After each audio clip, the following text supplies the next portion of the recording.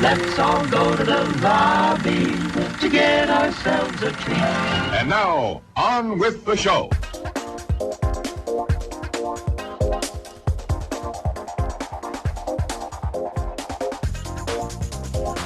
KTRH News Time is 8:46, and joining me right now is Kevin Carr, film critic for Fat Guys at the Movies. I don't even like saying that, Fat Guys at the Movies, because I'm sure you're just pleasingly plump, Kevin. I'm always pleasingly plump, but you can also think of it as Fat Guys being PHAT. Oh, okay. All right, I got you. Hey, listen, I did go see some, knowing that you would be on today and we would be talking. I went to see some movies over the weekend. Let me tell you what I saw. Okay. I saw The Adventures of Tintin. Yes. I saw Arthur Christmas. Yeah. I saw the Alvin and the Chipmunks movie. Okay. So it just kind of gives you an idea of, the kinds of movies that I have to see based upon the family members that I'm dragging along with me. You didn't go see Dragon Tattoo or anything like that? No, I did not. Now, out of those, I like the Tintin, although there was some deep content there. I thought the alcoholic sea captain was a little strange, but as a recovering alcoholic myself, just pulling back the curtain a little bit, I thought it was interesting. Had some dialogue with my family members about that. Alvin was okay. I thought Arthur Christmas was the best of the three, for me anyway.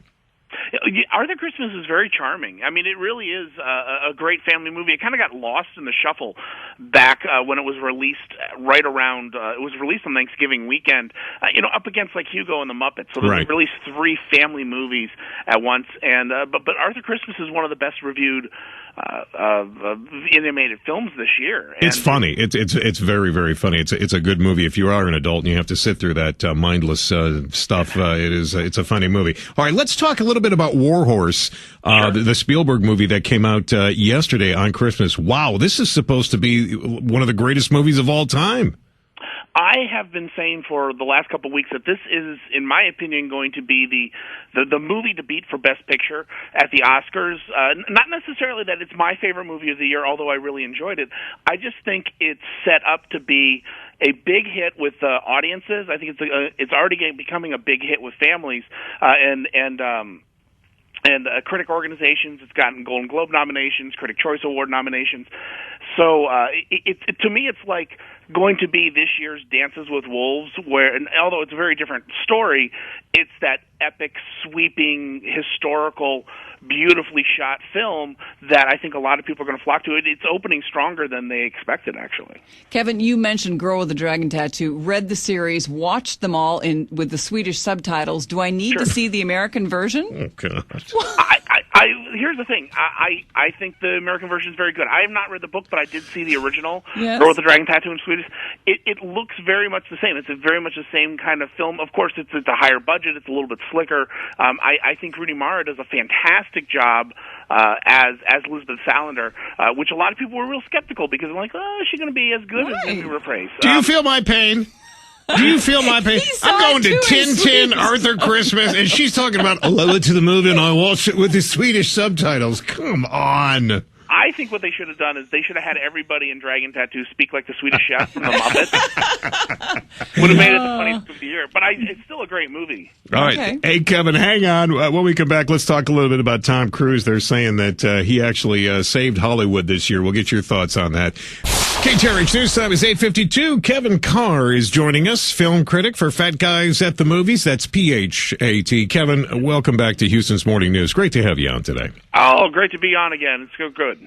So the Mission Impossible, the latest Tom Cruise movie, is supposed to have saved Hollywood. This is what I'm hearing, that Tom Cruise is the savior of Hollywood because, of course, this movie is raking in tons of dough. I can't wait to see this one, frankly.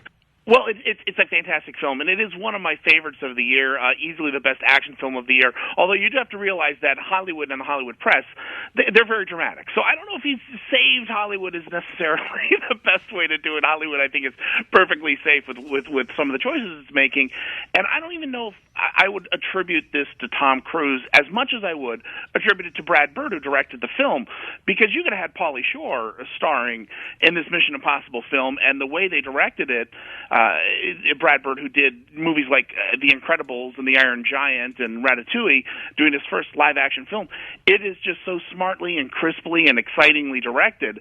That's, I think, what made the movie work, because, and Tom Cruise was good. Yeah. but I mean, he didn't save the movie. He just happened to be in a fantastic film. Kevin, what about Sherlock Holmes #2? I mean, the first one was so much fun, but this second one, from most of my kids, the way they're talking about it, a little bit long, tired.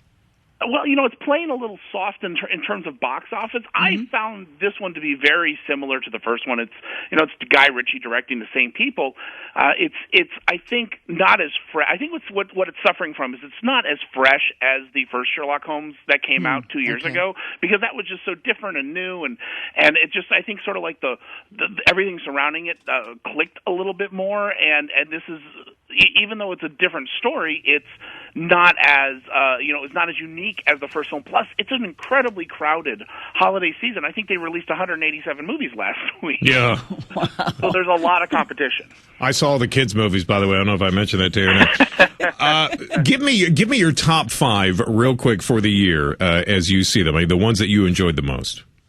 The ones I enjoy the most. Let's throw. I mean, not in a specific order, but I have to say, I would throw Mission Impossible: Ghost Protocol in there. That was a fantastic movie. I thought the Harry Potter sequel was a great ending to the series itself.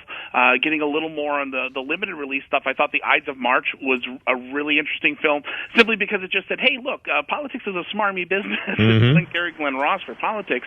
I'd put Warhorse in there as well, and The Girl with the Dragon Tattoo, although very different movies coming out the same week. They were both very interesting and incredibly well made. All right. Kevin Carr from Fat Guys at the Movies. I thank you so much, sir, and have a happy, happy new year. You too.